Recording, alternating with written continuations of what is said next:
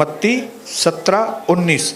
चेले एकांत में यीशु के पास आए और उन्होंने पूछा, हम उससे मतलब दुष्ट आत्मा को क्यों नहीं निकाल सके?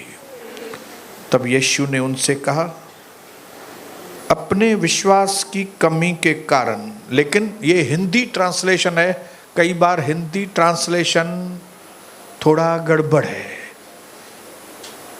इंग्लिश ट्रांसलेशन में कुछ अलग लिखा हुआ है।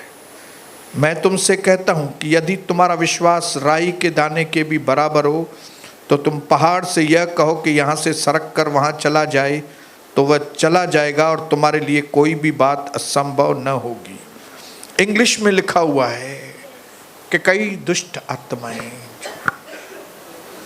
इस तरह की कई दुष्ट आत्माएं उपवास और प्रार्थना से जाती हैं।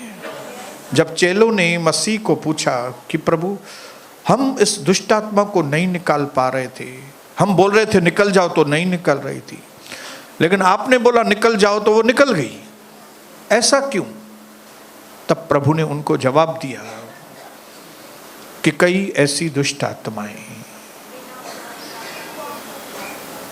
सिर्फ तभी निकलती हैं जब भी आप उपवास और प्रार्थनाएं करें।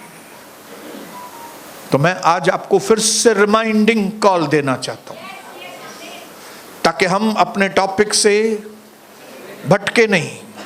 हमारा जो टॉपिक है, हमारा जो विषय है, वो है इस साल के अंदर रेस्टोरेशन मेरे हाथ से जाना नहीं चाहिए।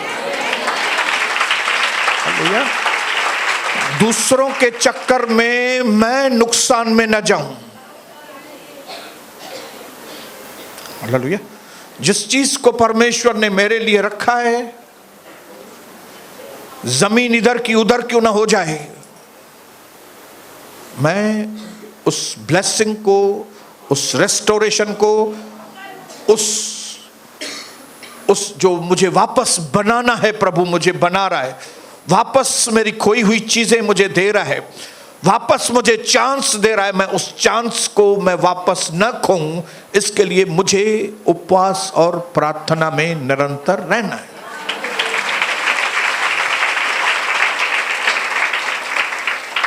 और इसके तहत हमने देखा कि कुछ चिन्ह हैं, जो चिन्ह आपको बताएंगे कि अगर उस तरह की चीज आपके जीवन में हो रही है तो आप समझ जाओ कि परमेश्वर की आत्मा आपको अंदर उकसा रहा है कि आप उपवास में आ जाओ बेटा। ये ऐसे ही कोइंसिडेंस नहीं है, अचानक से ऐसे ही प्रभु कभी आपको नहीं बोलता कि आप उपवास करो। जब कभी हमारे जीवन में कोई इंपॉर्टेंट चीज परमेश्वर करना चाहता है, जब कभी कोई इंपॉर्टेंट चीज हमको देना चाहता है, जब कभी हमारी पोजीशन को बढ़ाने का निश्चय परमेश्वर कर चुका होता है, तब परमेश्वर हमको पोजीशन करने के लिए, हमको बराबर लाइन में लेकर आने के लिए, शैतान को पूरी तरह से क्लीन बोल्ड करने के लिए हमको कहता है कि बेटा बेटी आप उपवास में आ जाओ।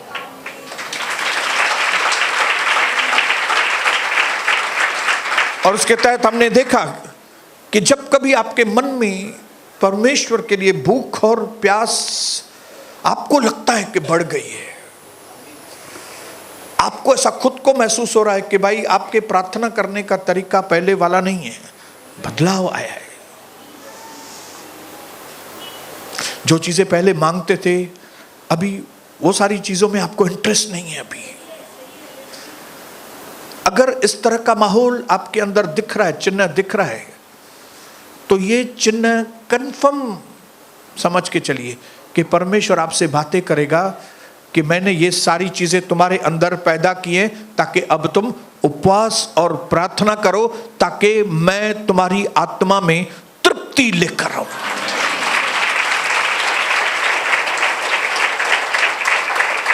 तो कितने लोग जो तृप्त नहीं है और तृप्ति चाहिए, ऐसे लोग हैं जो यहां पे? हालेलुया। आपको तृप्त होना है बहनों, भाइयों, आपको तृप्त होना है। हालेलुया। ये आधी रात की प्रार्थना, ये सामर्थ्य से भरी हुई प्रार्थना है। ये प्रभु ने अलाउ किए, प्रभु ने अलाउ किए, प्रभु ने हमको अगुवाई की है ताकि इस वेरी वेरी अभिषिक्त प्रार्थनाओं के द्वारा हमारे अंदर भूख परमेश्वर के लिए बढ़े। अभी मैं समझता हूं, मैं विश्वास करता हूं कि जैसे मेरे अंदर है वैसे ही आपके अंदर। अब हम चीजों को ढूंढने के लिए नहीं, हम परमेश्वर को ढूंढने के लिए सुबह को उठते हैं। मैं विश्वास करता हूं कि आप में से कई लोग अब सुबह उठ के रोटी कपड़ा मकान को नहीं मांगते। रोटी नहीं, कपड़ा नहीं, मकान नहीं, क्या चाहिए? प्रभु आप चाहिए मुझे।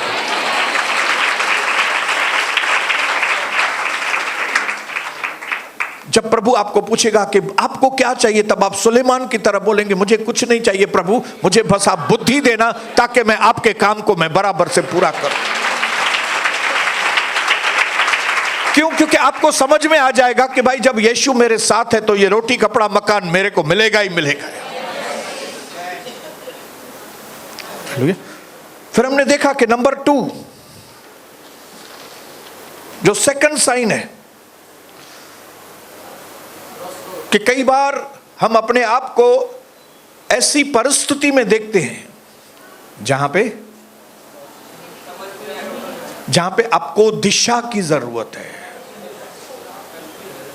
क्या है? आपको कुछ फैसले लेने हैं आपके जिंदगी में इंपॉर्टेंट, और प्रभु आपको वो सिचुएशन में लेकर आया है।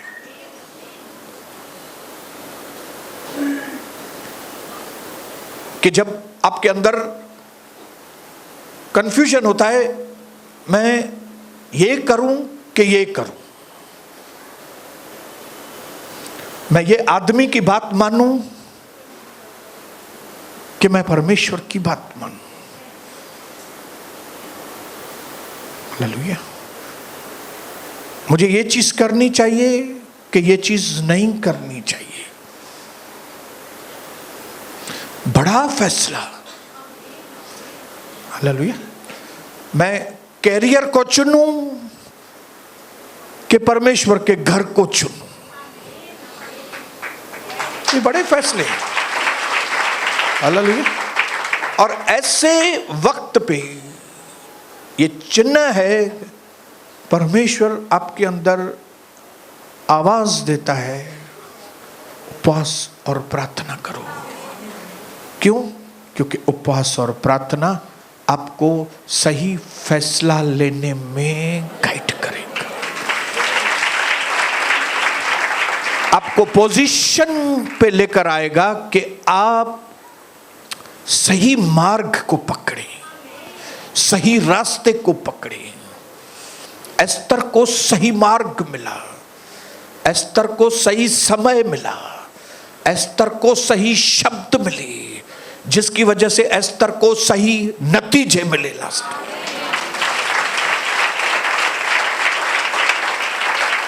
हालेलुया। तो अगर आप मेरी बहनों भाइयों, अगर आप जिंदगी के ऐसे मोड़ पे हैं जहां पे कठिन फैसले लेने हैं आपकी जिंदगी में, तो आप समझ के चलो प्रभु ने आपको उस मोड़ पे लेकर आया है ताकि उपवास करो। क्यों? ताकि प्रभु आपको विजय दे।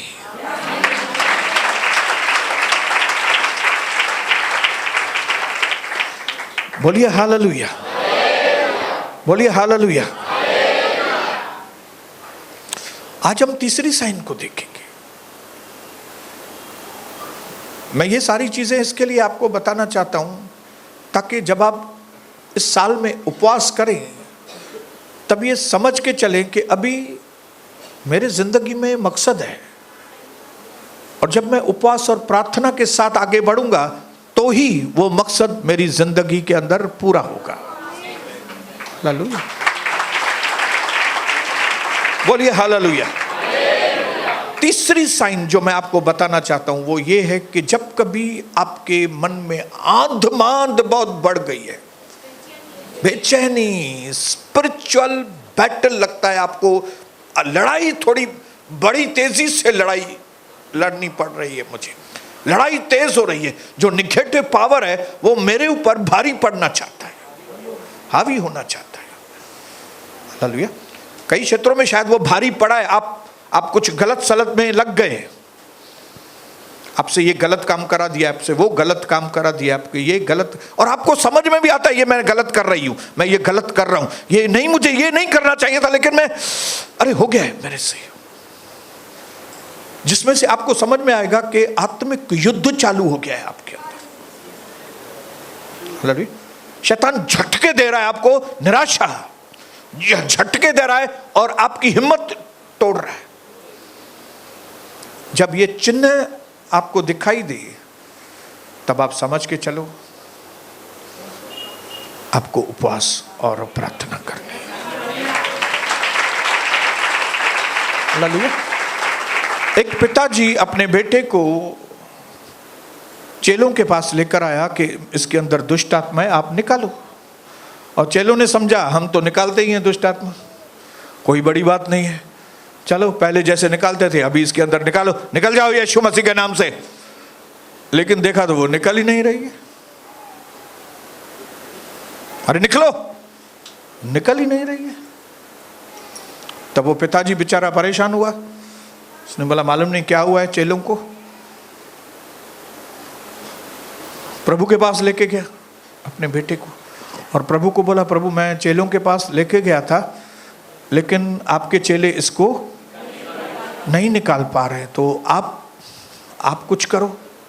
और वचन में लिखा है प्रभु ने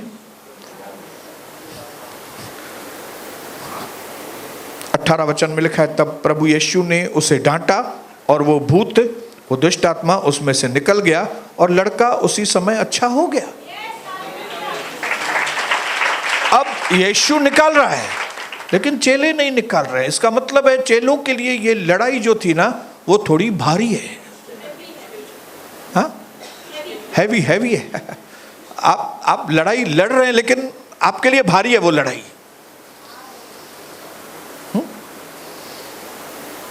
आप पुराने तरीके से छुटकारा पाने की कोशिश कर रहे हैं लेकिन मिल नहीं रहा है। हालेलुया। चुनौती आई है आपके सामने, आप यीशु का नाम भी ले रहे हैं, प्रार्थना भी कर रहे हैं, लेकिन वो चुनौती जा नहीं रही है। आप ऐलान भी कर रहे हैं सुबह को उठ के यीशु के नाम से ऐसा हो, यीशु के नाम से ऐसा हो, लेकिन हो नहीं रहा है। ऐसा नहीं कि आपका ऐलान गलत है, ऐसा नहीं कि आप विश्वास नहीं कर रहे हो, लेकिन आपको मालूम नहीं क्यों। हम पहले मैं यीशु का नाम लेके बोलता था तो काम हो जाता था,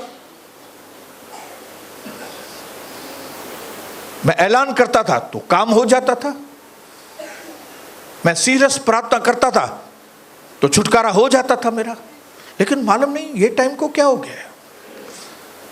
तो मैं आपको बताऊं परमेश्वर के वचन के अनुसार जब इस तरह की बातें हो तो परमेश्वर आपको और मुझे अगुवाई करना चाहता है।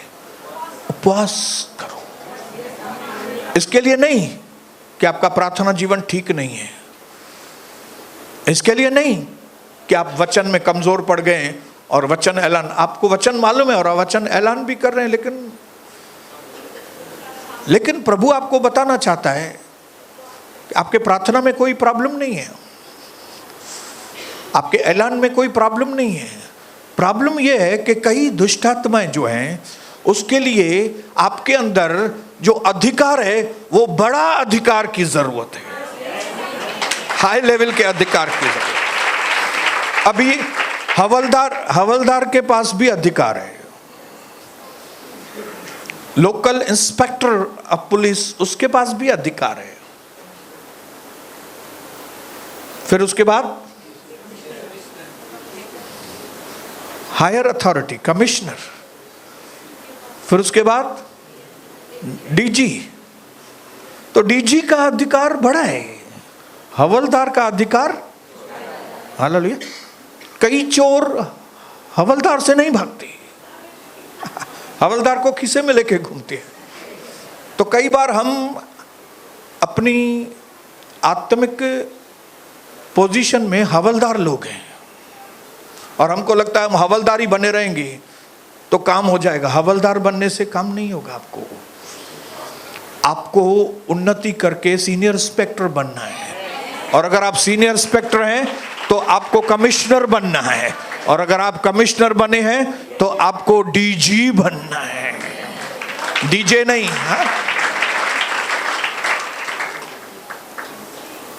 हमें बड़े अधिकार की जरूरत है, और ये बड़ा अधिकार पाने का जो तरीका है वो है जब आप उपवास और प्रार्थना में बैठते।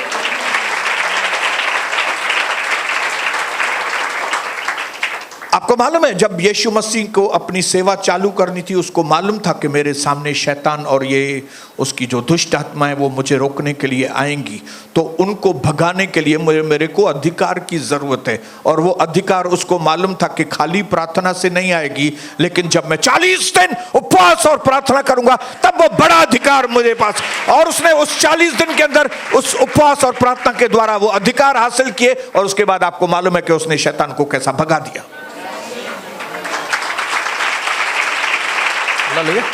क्यों कई बार हम अपने घर के अंदर, अपने बिजनेस के अंदर, अपनी फैमिली के अंदर लाचार हो जाते हैं।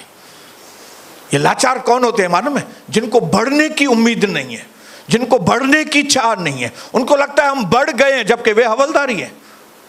हाँ, वो पुलिस में है लेकिन वो हवलदारी है। आपको बढ़ना है, आपको अधिकार ज्यादा चाहिए। आपको मालूम है, कई बार अरेस्ट वारंट लेके निकलते हैं पुलिस वाले किसी को अरेस्ट करने के लिए। तो कई अरेस्ट वारंट हैं जो अरेस्ट वारंट लेके जाने के बाद भी अरेस्ट वारंट कैंसिल हो सकते हैं। किसी से फोन कराया तो अरेस्ट वारंट कैंसिल हो जाता है। लेकिन कई बार ऐसे अरेस्ट वारंट लेके जाते हैं जिनको कोई भी कैंसिल नहीं कर सके।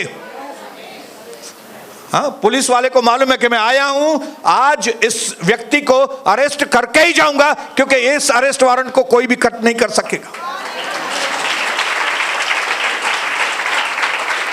हमें हायर दर्जे पे जाने के लिए परमेश्वर उपवास और प्रार्थना करने में हमको आवाज दे रहा है।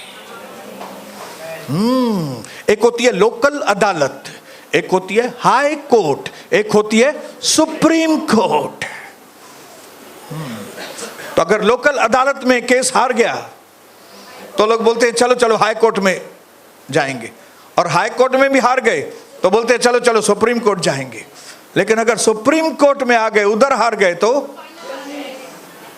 क्यों? सुप्रीम कोर्ट का आदेश सबसे अधिकार सबसे बड़ा सुप्रीम कोर्ट को है।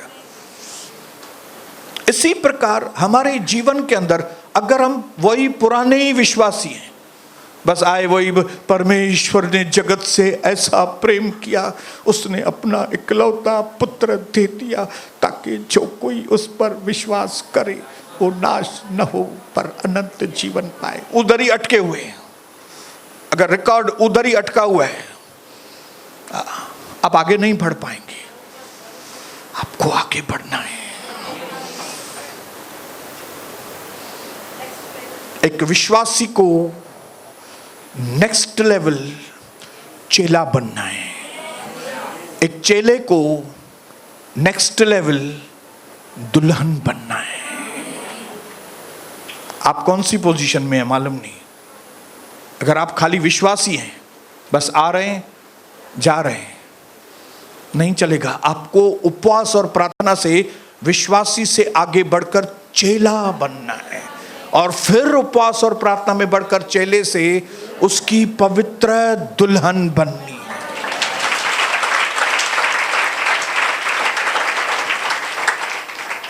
ग्रोथ हमारे जीवन में अनिवार्य है। एक विश्वासी अगर ग्रो नहीं कर रहा है तो वो नीचे होता जा रहा है। हालेलुया। मैंने नेशनली इंटरनेशनली ऐसे कई बिलीवर बताऊं जिनको 30-30 साल हो गए, अभी तक वो समाज में लोगों को उनके त्योहारों पे हैप्पी हैप्पी बोलते हैं। ये लोग कौन है? ये बड़े नहीं है, ये लोग ये आत्मा में बड़े ही नहीं, उनको मालूम ही नहीं है हमारा काम हैप्पी हैप्पी बोलना नहीं है उनको। ये हैप्पी फलाना, ये हैप्पी टीरा। फेल्यूर मसीह, फेल हुए मसीह वो लोग हैं। आगे बढ़ो भाई, आगे बढ़ो। ये उपवास और प्रार्थना आपके अंदर अधिकार की लेवल को बढ़ाता है।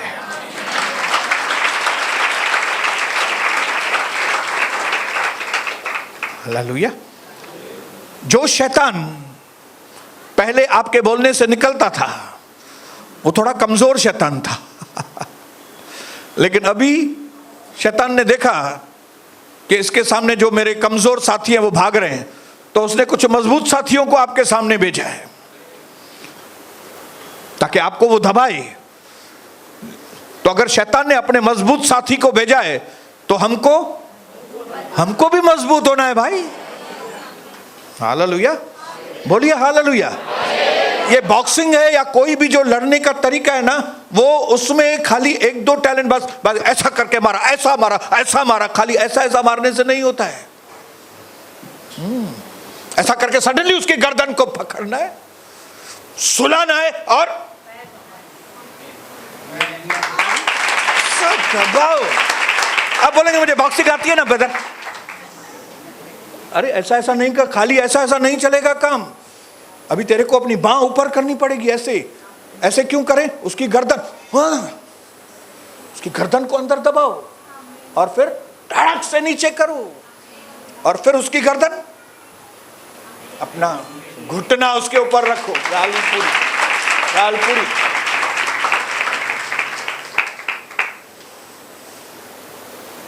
कोई भी चीज हो ना, कौन सी भी बैटल हो, हमें ग्रो करना है। हालेलुया।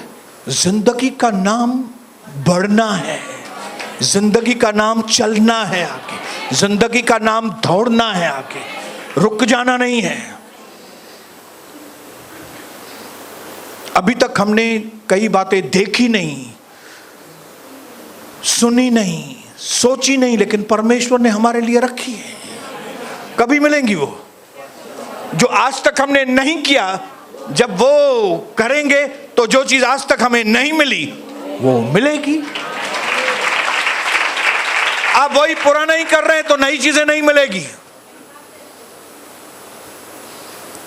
पुराने रूटीन में जाएंगे, वही फ्राइडे आया है, उपवास, उपवास, और उपवास के दिन वही चालू, वही लाटू, वही उपवास रखा ना, उपवास रखा ना, उपवास रखा ना, कुछ होएगा नहीं। आपको उपवास की लेवल बढ़ानी है, आपको उपवास के अंदर आपका रवैया बदलना है, आपको उपवास के अंदर और अपने आप को पवित्र करना है, आपको उपवास के अंदर और अपने आप को प्रभु के आगे समर्पण करना। अगर आपको चाहिए तो 58 अध्याय यशाया का जाके घर में एक एक शब्द आराम से पढ़ो तो आपको मालूम पड़ेगा कि रियल उपवास किसको कहते हैं।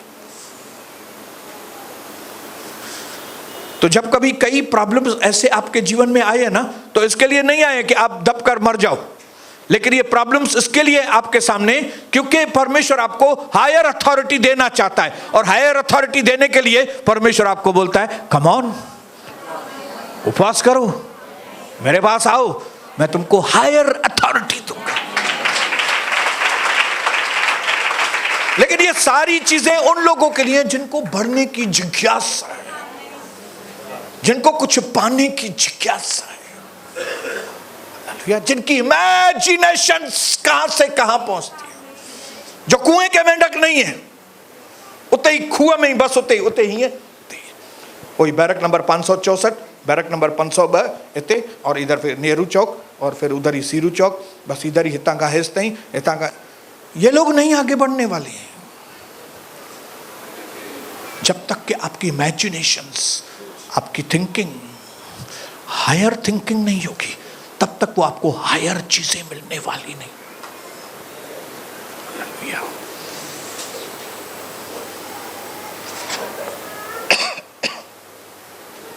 बोलिए हालेलुया, बोलिए हालेलुया।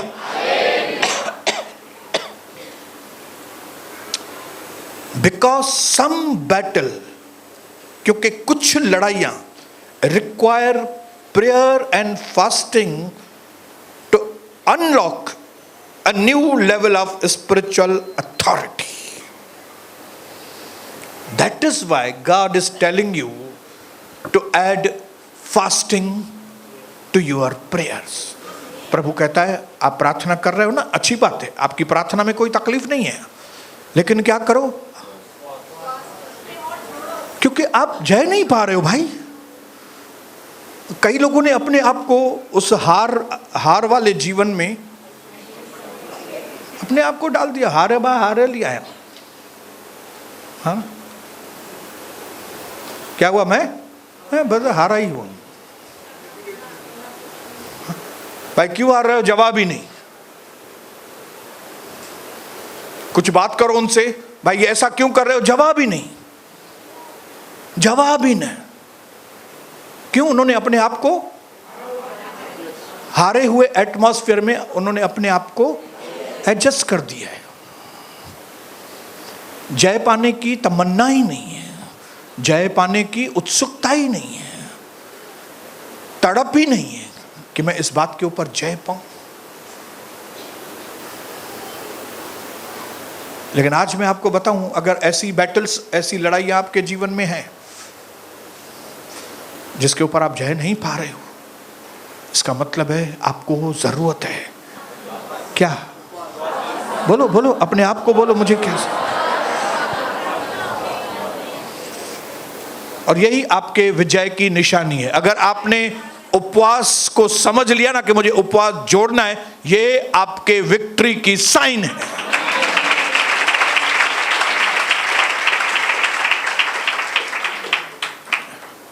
एक और साइन को देखेंगे, फिर हम क्या करेंगे, इस साल में लग जाएंगे काम पे। तो 3 नंबर कौन सा साइन था? जब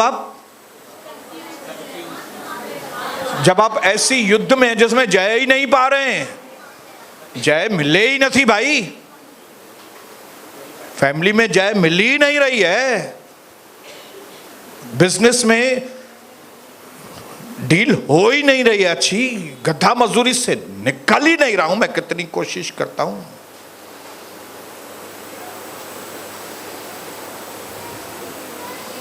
नौकरी के बंधन में से निकल ही नहीं रहा हूं, बंधन है।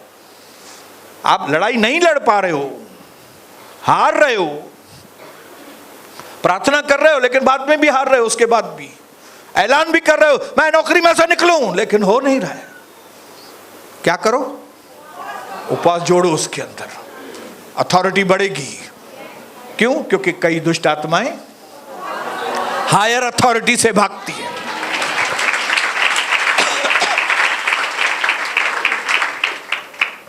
इज़रा 8 अध्याय उसका 21 वचन कोई पढ़ेगा? देखो इज़रा, पुराने नियम में कि नए नियम में, आप ही देखो। देखो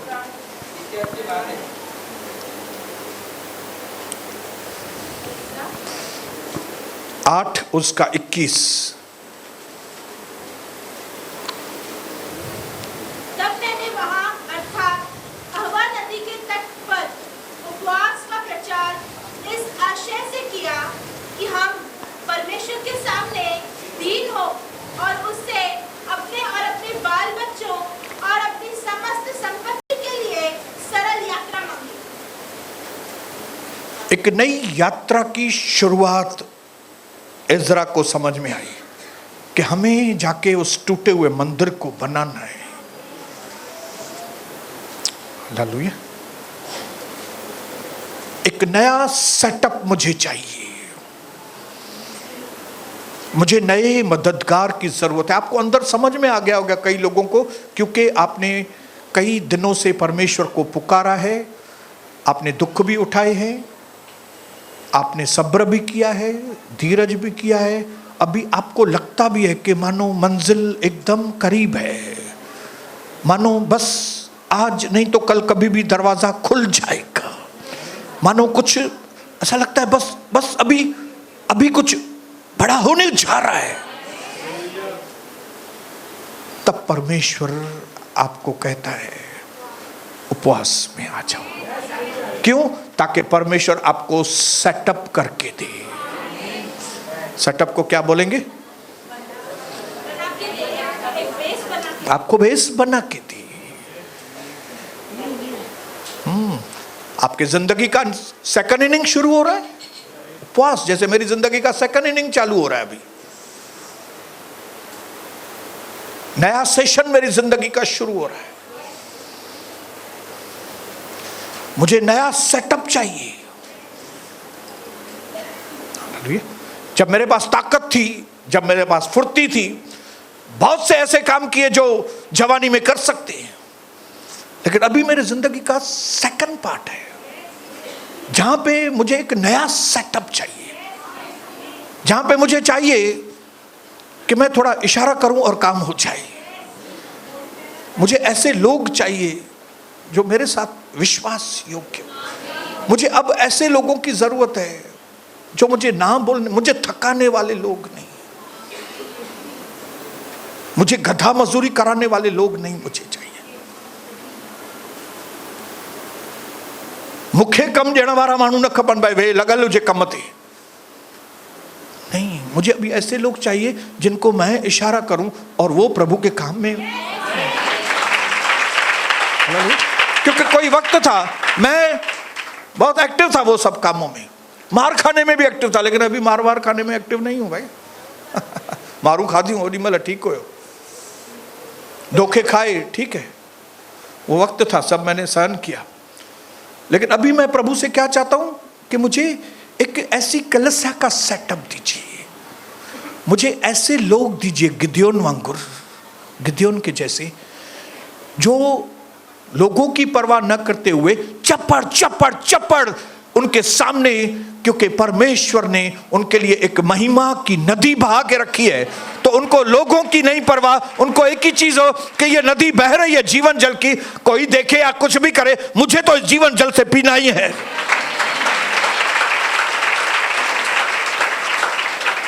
मुझे नए सेटअप की जरूरत है। इसको इस एजरा को नया भवन बनाना था, टूटा फूटा था, इसको ग्रुप चाहिए थी। भविष्यवाणियां हुई थी, लेकिन अभी उसको सेटअप, उसको मालूम था कि अभी काम एकदम नजदीक है, अभी ये काम मेरा बस पूरा होने को है, लेकिन उसके लिए क्या चाहिए? मुझे प्रभु की ओर से ब्रेक थ्रू चाहिए, ब्रेक थ्रू। मुझे डिवाइन मददगार लोग चाहिए, मुझे अलौकिक रीति से मदद की जरूरत है।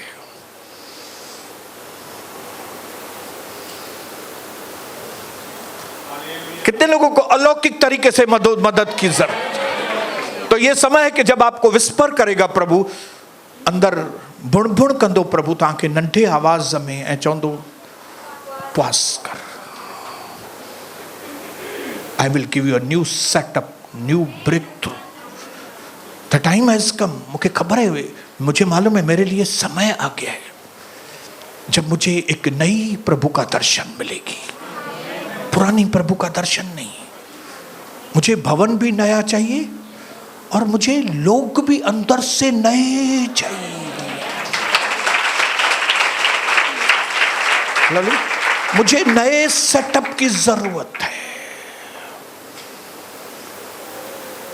बिजनेस में नए सेटअप, नए तरीके की जरूरत है मुझे इस वक्त, हालेलुया, जिसमें मेरी मेहनत कम,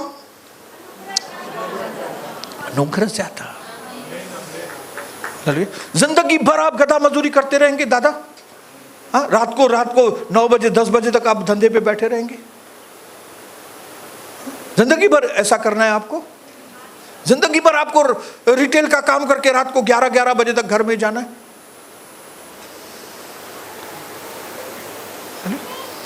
जिंदगी भर आपको कुंवारी बन के घर में बैठना है कि शादी करके अपनी जिंदगी को कुछ नए रूप में लेकर आना है? हाँ? है कुछ शादी की पड़ी है कि नहीं? नए सेटअप की जरूरत है कि नहीं? नए राजकुमार की जरूरत है कि नहीं, कि राजकुमार आए और मुझे लेकर जाए? तो प्रभु कहता है उपवास करो, उपवास।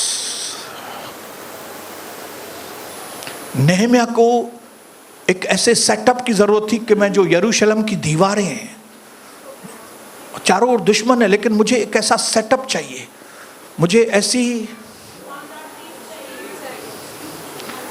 कि मैं इस दीवार को बनाऊं। उसको राजा की ओर से दूसरी जगह से हेल्प मिली। उसको मालूम था कि अभी बस ये काम मेरा पूरा, अभी बस मैं करूंगा, अब ये काम पूरा हो जाए। लेकिन उसके लिए उसको उपवास और प्रार्थना करना पड़ा ताकि सही लोग उसको मिले।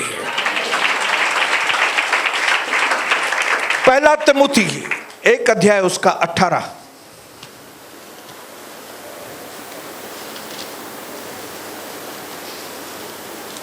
मैं पढ़ रहा हूं आपके लिए।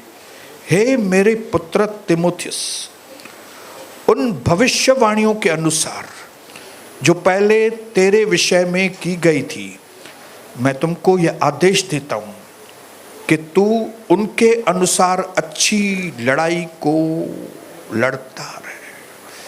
भविष्यवाणियां हुई हैं आपके लिए, बहुत सारी भविष्यवाणियां हुई हैं। कलीसिया के लिए बहुत सारी भविष्यवाणियां हुई हैं। मेरे लिए व्यक्तिगत पर्सनली मेरे लिए बहुत सारी भविष्यवाणियां हुई हैं। और भविष्यवाणी होना मतलब लड़ाई लड़ना। कई बार मैंने आपको बताया है, भविष्यवाणी कर आना मतलब ऐसा नहीं कि ऑटोमेटिक पूरा हो जाएगा। ऑटोमेटिक पूरा नहीं होगा, आपको लड़ाई लड़नी पड़ेगी। आपको उस ब्रेक थ्रू को पाने के लिए, उस भविष्यवाणी को पाने के लिए सेटअप चाहिए, कुर्सी खपे, नेटवर्क खपे। बिजनेस ऐसे ही होगा, नेटवर्क चाहिए ना, आइटम चाहिए, मटेरियल चाहिए, कस्टमर चाहिए, व्यापारी चाहिए, सेटअप चाहिए। सही कलीसिया बनाने के लिए सही सेटअप चाहिए। लल्लू पंजू लीडर्स नहीं चाहिए, लल्लू लीडर्स।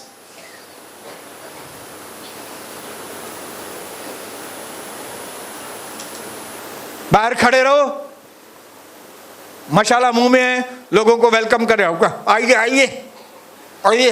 ये लल्लू पंजू लीडर्स ना खपन, नया सेटअप चाहिए। कौन सा सेटअप? अभिषिक्त लोगों का सेटअप। क्योंकि आपको समझ में आ रहा है कि बस मेरी भविष्यवाणी अभी पूरी होने को है यार, अभी जो प्रभु ने बोला था चिन्ह दिख रहा है, बस अभी पूरा होने को है। मेरे दिन अभी बदलने वाले हैं, अभी जैसे प्रभु ने बात किया हालात वैसे हो रहे हैं। तो उस पकड़ को पकड़ने के लिए, पोजीशन में आने के लिए क्या करना है? बोलिए बोलिए बोलिए, मुझे उपवास करना है, बोलिए।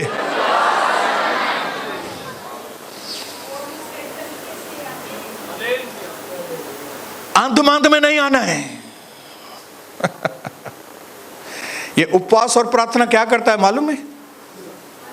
आपको कूल करता है, cool cool baby cool. Anxiety को खत्म करता है, एंजाइटी, अंतमांत। जब कभी हम मंजिल के करीब पहुंचते हैं ना, कई बार अंतमांत होता है, अंतमांत होता है। हालेलुया। जब कभी लगता है अरे एकदम बिजनेस का अपॉर्चुनिटी आ गया, और उस वक्त एंजाइटी में हम लोग क्या करते हैं? वो अपॉर्चुनिटी को अरे हाथ से निकल गया। क्यों? एंजाइटी, अंतमंद। हालेलुया। आप किसी के घर में सुसमाचार सुनाने के गए, और वो बहुत चाह से वो आपसे सुसमाचार सुन रहा है, और आप एंजाइटी में आके एक जो भी गलाया होते क्या हुआ? एक बकवास करके आए जाके, और बकवास करके आए, वो सारा सेटअप प्रभु ने बना के दिया था, लेकिन आपने अपनी एंजाइटी में, हालेलुया, आपके जिंदगी में एक अच्छा लड़का प्रभु ने भेजा था, बातचीत भी हो रही थी लड़के से, लेकिन एंजाइटी में आपने ऐसी बकवास की उस लड़के से, मामला चौपट कर दिया पूरा। लेकिन ये उपवास और प्रार्थना आपको ऐसी शांति देता है जो आपकी समझ से परे है। एक मिनट, ये शांति जो हमारी समझ से परे है, ये क्या करती है? ये हमारे मन को और हमारे हृदय को सुरक्षा देती है, ताकि ये मन, शैतान क्या करता है? मन में डर डालता है, डर। लेकिन जब पीस ऑफ गॉड, जब प्रभु की शांति आती है तो हमारे मन की रक्षा होती है। और हृदय, गार्ड योर हार्ट। क्यों? क्योंकि ये मन धोखा देने वाला, ये धोखा देता है, तो इसको धोखे से बचाता है और इसको डर से बचाता है। कौन? परमेश्वर की शांति। वो शांति कैसे आती है? उपवास और प्रार्थना से आती है।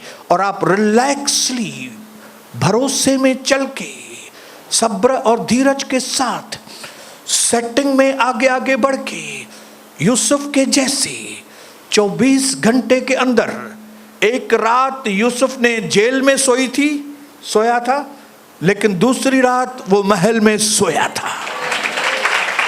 24 घंटा। क्यों? परमेश्वर की शांति जो हमारी समझ से परे है, वो हमारे मन को तकड़ करना, जल्दी कुछ भी बोलना, कुछ भी काम करना, नहीं। Let God do the everything. यहोवा मेरे लिए सब कुछ करेगा। इस साल में हम सबको, मेरे भाइयों बहनों, उपवास और प्रार्थनाओं की जरूरत है, ताकि ये गंदे बंधन हमारे अंदर से टूटे। ये गंदे बंधन जो पीढ़ियों से हमारे अंदर चलते आए हैं, ये बंधनों का खात्मा हो। नहीं तो आप रह जाएंगे। और अगर आप रह गए, 50 बार बोला हूं, फ्रस्ट्रेशन। मेरे साथ कई लोग प्रभु में आए थे, लेकिन कई लोग प्रभु में आगे बढ़े, लेकिन कई लोग आगे नहीं बढ़े, और आज वो फ्रस्ट्रेट हैं, चिड़चिड़े हो गए, बैकस्लाइड हो गए, और भी बोलो, निराश हो गए, हार गए हैं। लेकिन आए तो साथ में ही थे, कई लोग पास्टर्स बन गए हैं, उनकी पत्नियां मिनिस्ट्री कर रही हैं, उनके बच्चे मिनिस्ट्री कर रहे हैं। लेकिन कई ऐसे लोग हैं जिनके बेटों का तलाक हो गया है, जिनकी बेटियों का तलाक हो गया है, जिनके बिजनेस सत्यानाश हो गए हैं, वो एकदम नीचे आ गए। किसका कसूर है? प्रभु का।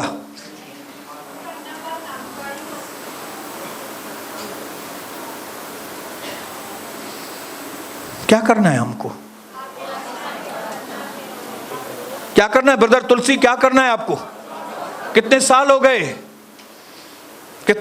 गए? क्या करना है अभी? फ्रस्ट्रेट होना है? और फिर हमको तंग करना है आपको? या कड्डी बाहर फिटी करना, ऐसे करके निकाल के बाहर फेंक दूंगा इधर से। एक मछली दूसरी मछलियों को खराब करे, उस मछली को निकाल के बाहर फेंक दो। जो बार बार समझाने पर हट करता है, उसको उठा के बाहर फेंक दो। मलाकी के किताब में लिखा है, ऐसे लोगों के लिए दरवाजा खोलो ही मत। याचक, ऐसे लोगों को दरवाजे के बाहर कर दो। गद्दार लोगों को बाहर ही फेंक दो। गद्दार लोग इधर नहीं चाहिए। इधर कौन से लोग चाहिए? जो प्रभु की आवाज सुने, माने। प्रभु की आवाज सुने, माने। प्रभु की आवाज सुने, माने। और मैं विश्वास करता हूं कि यहां एक भी व्यक्ति गद्दार नहीं है।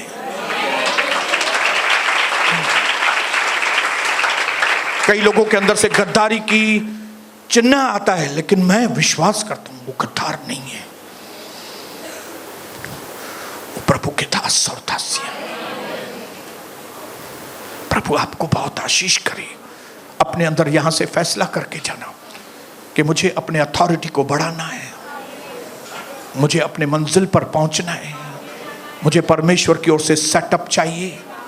मैं बहुत आगे जाऊंगा और मैं भरी सभाओं में परमेश्वर के कामों का वर्णन करूंगा। मैं मरूंगा नहीं, मैं जीऊंगा और प्रभु की मैं महिमा करूंगा, यीशु प्रभु के नाम से। आमीन।